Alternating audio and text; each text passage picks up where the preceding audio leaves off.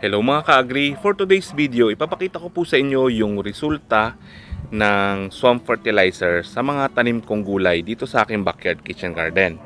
Kami na. Ito lang po yung mga ginagamit kong abono dito sa aking backyard kitchen garden. So ito po yung aking swamp fertilizer. Yan, mga binabad po ng mga backyard and kitchen waste. Nakaraan naggulay kami ng puso ng saging.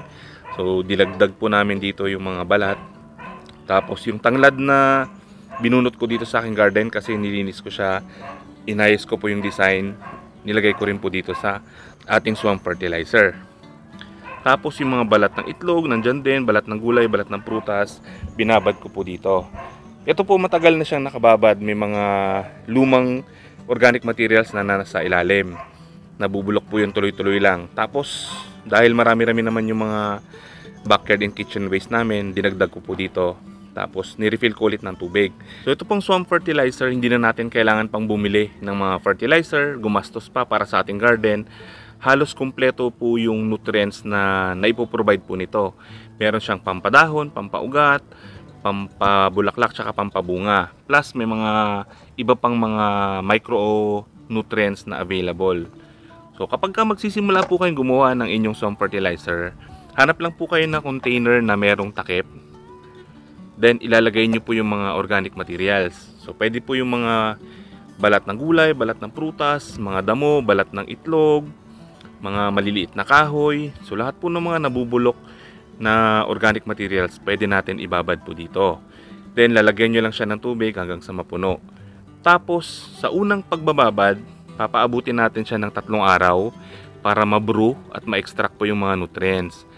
Then, wag nyo pong kakalimutan na takpan kasi pwede po siyang pamahayan ng mga lamok. Then, meron po itong hindi magandang amoy kasi mabaho po yung ating swamp fertilizer. Okay lang po yan. Ganyan po talaga yung amoy ng swamp fertilizer. Pero kung gusto nyo pong mawala yung amoy, pwede tayong magdagdag ng mga effective microorganisms or ng molasses para malesen po yung mabahong amoy. Then, after 3 days, pwede na natin siyang gamitin. Tapos, pag naubos nyo po yung tubig, pag pinangdilig na natin sa ating mga halaman, i-refill nyo lang po ulit ng tubig. Tapos, kinabukasan, pwede na natin siya ulit magamit.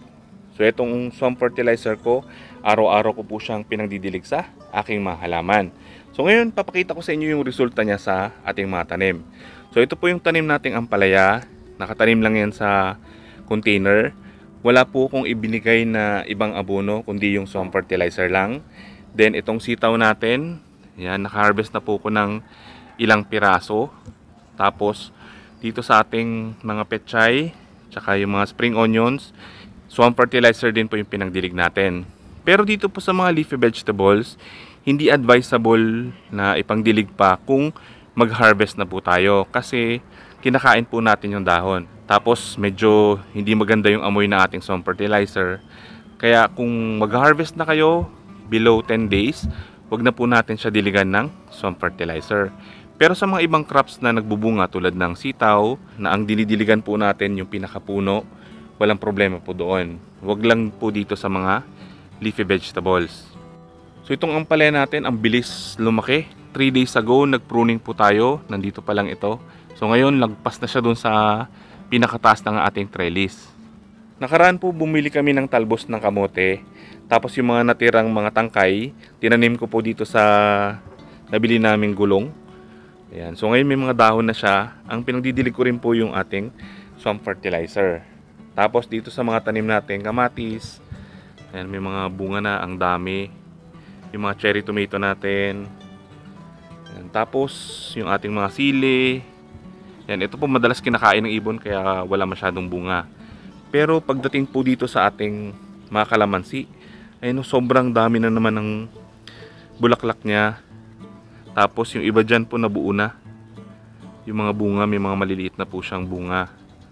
So, swamp fertilizer lang din po yung pinangdilig ko dito. So, dito naman yung isa nating tanim na kalamansi. Ayun, ang daming bunga. Itong kalamansi na to ay marcot. Itong isa naman ay grafted. So, pinagdugtong yung dalawang magkaibang species. Kaya ito po medyo malalaki yung bunga. Pero ito, markot lang. Tapos ang sipag niya pa rin magbunga. Yung isa naman dun sa dulo na kalamansi, yan. Ito po yung minarkot natin dun sa tanim natin kalamansi.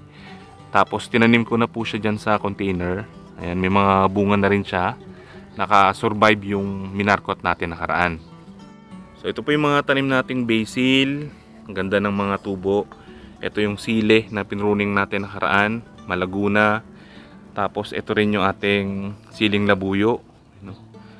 Ito po tuloy-tuloy yung kanyang pagbubunga. So madalas lang po kinakain ng ibon yung mga hinog. Kaya minsan konti yung bunga. Pero tuloy-tuloy po ito. Halos hindi siya nawawala ng mga bunga. Then dito naman sa ating mga talong, yan, tuloy-tuloy din po yung kanyang pagbubunga. May mga pitasin na naman po tayo dun sa unahan. Tapos may mga bagong tubong bulaklak naman ulit. Marami na rin po tayo na harvest dito sa mga tanim nating talong. Tapos nagpunla din po ako ng okra na isisingit natin dyan sa mga open spaces. Ayan, so medyo konti pa yung tanim natin ngayon kasi pa December na. So itong part na to medyo malilim na. Natatakpan na po siya ng building hanggang January and early February. Medyo malilim na dito sa ating garden. Kaya medyo konti na lang yung tinatanim ko kasi nga hindi na aarawan. So ito lang po yung ginagamit kong abono, itong swamp fertilizer. So kapag ginamit natin ngayon at naubos na, i-refill lang natin siya ulit ng tubig.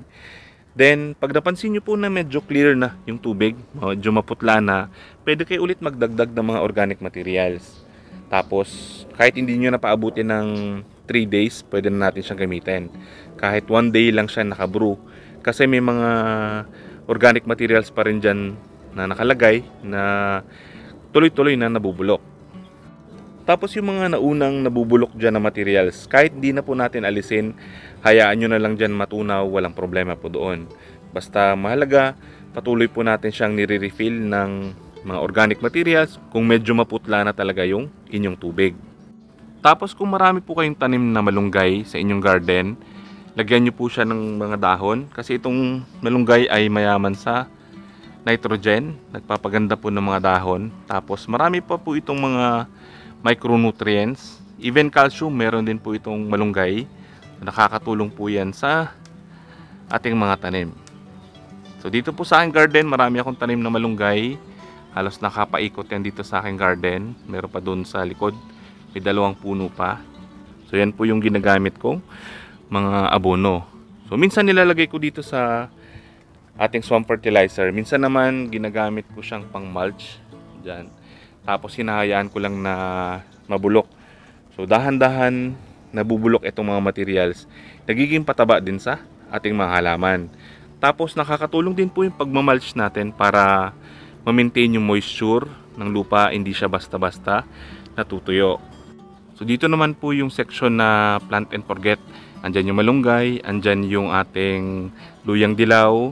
May luya po dito kaya lang na-invade na siya ng tanglad. So itong tanglad sobrang kumapal ng kumapal. Yung iba tinransplant ko na po dito. Nakaraan nasa harapan yan eh. Ito po. Binunot ko na yung iba kasi sobrang sukal na. So lahat po yan mga swamp fertilizer lang yung ginamit kong abono. Then dito nagtanim din po ako ng luya. Tinanim ko sa container, isang maliit lang. So susubukan natin kung lalaki at dadami yung ma-harvest nating luya dito sa container na to. May mga pinula pa rin po ako ng mga seeds para pwede natin isingit dyan sa mga spaces, mga bakante dito sa ating garden para mapuno. So, pero titignan natin kung makakasurvive kasi mas mahaba na po yung lilim dito sa aking garden. Halos hindi na nasisikatan ng araw pag umaga. Yung ibang parts, yung nandun sa tabi ng pader. Pero dito sa bandang gitna, sa harap, kahit papaano meron pa rin siyang nakukuhang sunlight. So napaka-importante po nung sunlight sa ating mga tanim. Kasi kung walang sunlight, hindi siya makapagluto ng sarili niyang pagkain. Part po yan ng pangunahing pangangailangan ng halaman para makagawa siya ng sariling pagkain, yung tinatawag nating photosynthesis. So kasama ng sunlight yung tubig tsaka yung carbon dioxide. Meron na po ba kayong nagawang swamp fertilizer? I-share nyo naman po sa comment section kung ano yung mga experience nyo sa paggawa at paggamit ng swamp fertilizer. At huwag nyo pong kakalimutan, laging takpan para hindi siya pamahayan ng mga lamok. Kung sa tingin nyo po nakatulong yung information na to, i-like nyo naman. Sana po tulungan nyo rin kami i-share yung mga information para makatulong po tayo sa iba. Maraming salamat po. Happy farming!